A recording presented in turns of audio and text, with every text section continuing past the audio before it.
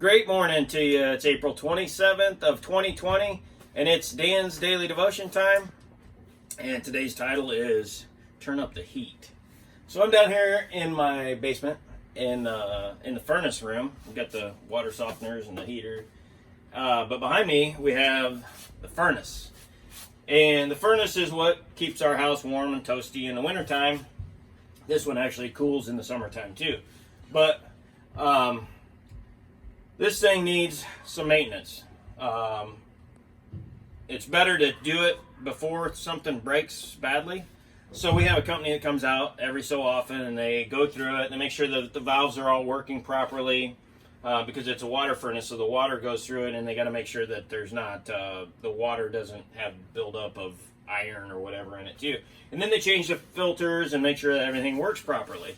So it's best to do some maintenance on it. Well, it's the only way to do it. It'll be a lot less cost in the long run if you just maintain the thing. So today we're going to be reading from Daniel chapter 3, which is about a furnace. So here we go. So if you want to grab your Bibles, Daniel chapter 3.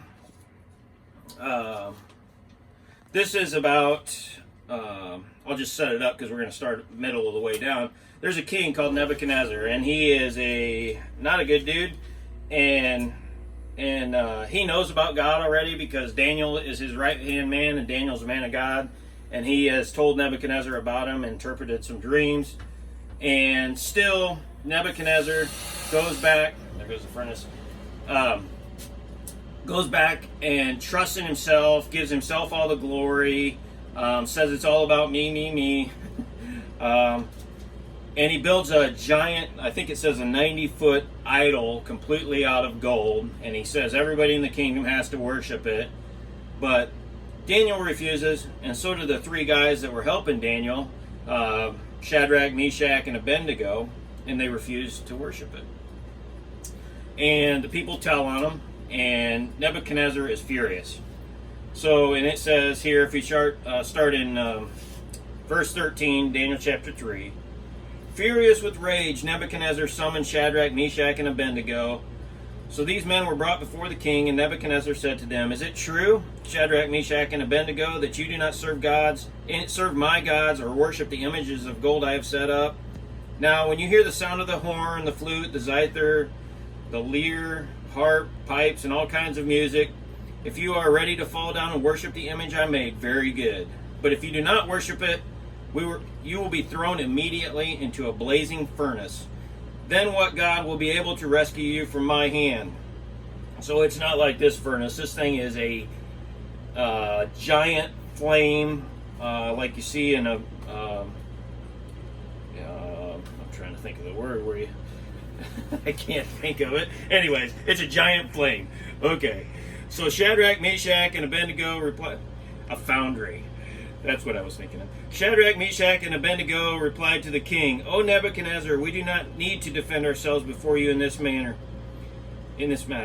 If we are thrown into the blazing furnace, the God we serve is able to save us from it, and he will rescue us from your hand, O king. But even if he does not, we want you to know, O king, that we will not serve your gods or worship the image of gold you have set up.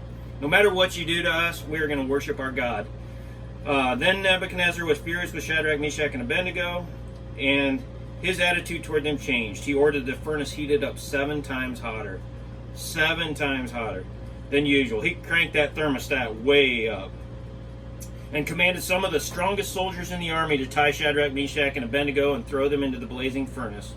So these men, wearing their robes, trousers, turbans, and other clothes, were bound and thrown into the blazing furnace. The king's command was so urgent and the furnace so hot that the flames of the fire killed the soldiers who took up Shadrach, Meshach, and Abednego. And these 3 men, firmly tied, fell into the blazing furnace. So the soldiers were consumed by fire, even it was so hot outside of the fire. Then King Nebuchadnezzar leaped to his feet in amazement and asked his advisors, "Weren't there 3 men that we tied up and threw into the fire?" They replied, "Certainly, O king." He said, "Look, I see 4 men walking around in the fire, unbound and unharmed, and the 4th looks like a son of the gods." Nebuchadnezzar then approached the opening of the blazing furnace and shouted, "Shadrach, Meshach, and Abednego, servants of the Most High God, come out, come here." So Shadrach, Meshach, and Abednego came out of the fire, and the satraps, prefects, governors, and royal advisors crowded around them. They saw that the fire had not harmed their bodies, nor was a hair on their heads singed. Their robes were not scorched, and there was no smell of fire on them. Then Nebuchadnezzar said, "Praise be to the God of Shadrach, Meshach, and Abednego, who has sent his angel and rescued his servants." Excuse me. They trusted in him and defied the king's commands and were willing to give up their lives rather than serve or worship any god except their own God.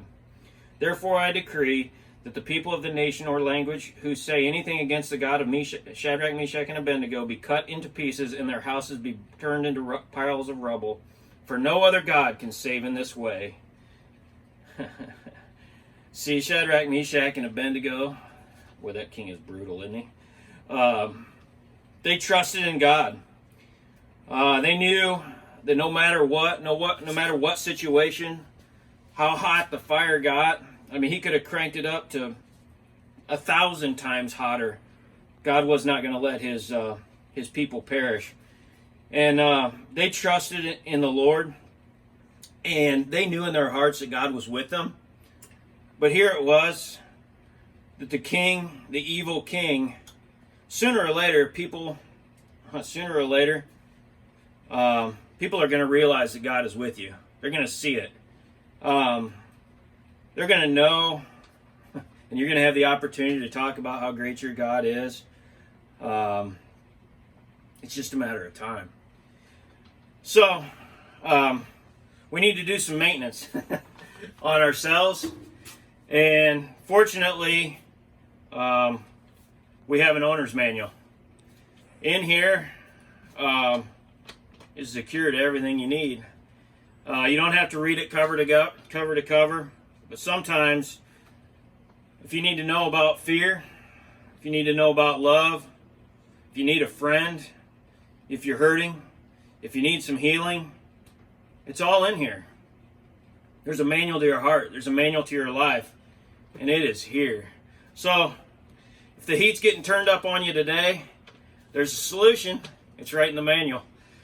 Have an awesome day. We'll see you tomorrow. Have a great week too.